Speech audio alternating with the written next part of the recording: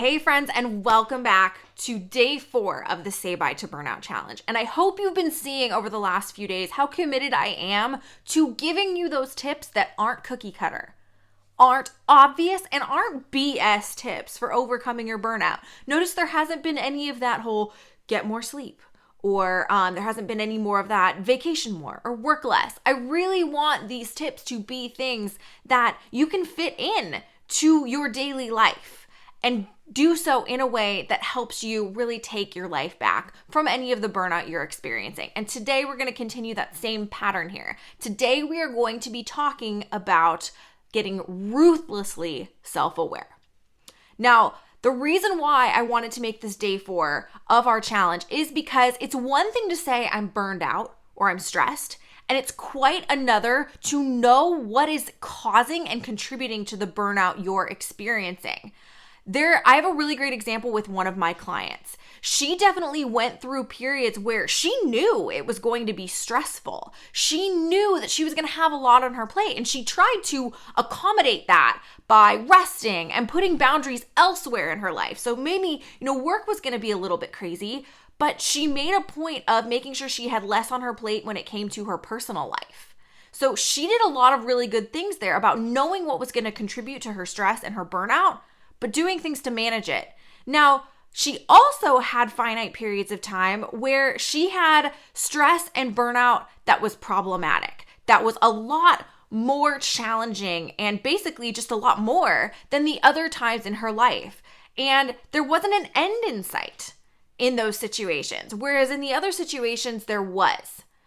But she was able to manage her burnout through those different situations. And she was able to do so because she understood her triggers, and she was very, very self-aware of what was going to cause her burnout and her stress and what she could do to manage it. That's really what we're going to be talking about today. Today's going to be getting, today's big tip is to question yourself and create practices and habits in your life that allow you to get aware of what those triggers are and what things are contributing to your burnout. Now, some of my favorite strategies for going about doing this, and for those of you that follow me and have followed me or have worked with me, you know how much of a pain in the ass I am about this. My first tip is doing a weekly review. I love this practice. And what it is it's basically sitting down at the end of every week, and I usually do mine on Sunday nights, sitting down at the end of every week and asking yourself, okay, what went well this week? What didn't go well this week? And what can I improve?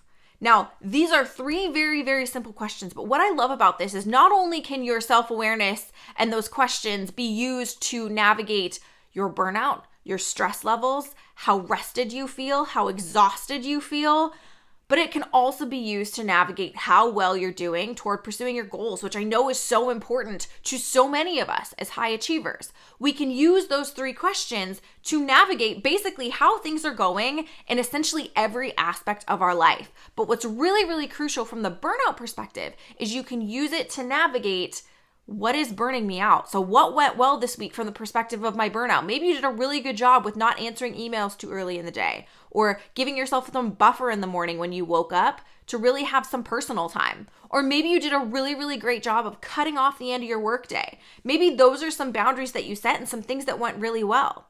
But what were some things that didn't go well? Maybe you had a situation with a coworker where you kind of snapped at them. Okay, what was going on there? What was contributing to that short-fusedness, for lack of a better way to say it? What was contributing to that? What did you have on your plate that may have made you, as we've talked about a lot this week, not the best version of yourself? What might have been going on there? Maybe you didn't do a good job of giving yourself personal time in the morning or cutting off the end of your workday. Why was that? What was contributing to that? What things were you telling yourself? Were you telling yourself, I have to get this done or they're going to be mad at me? Okay, maybe that's something to look into.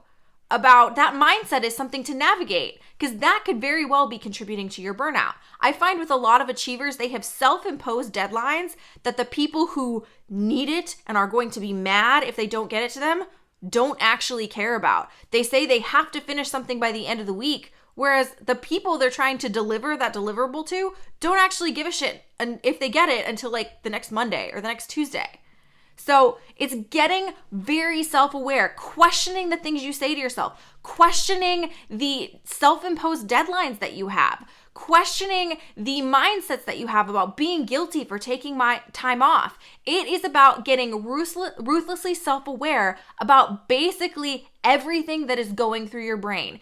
Is what I'm thinking right now true? And if it's not actually true, how can I change my behavior in a way that is more sustainable, in a way that is going to take better care of me so that I can be my best and do my best work long term?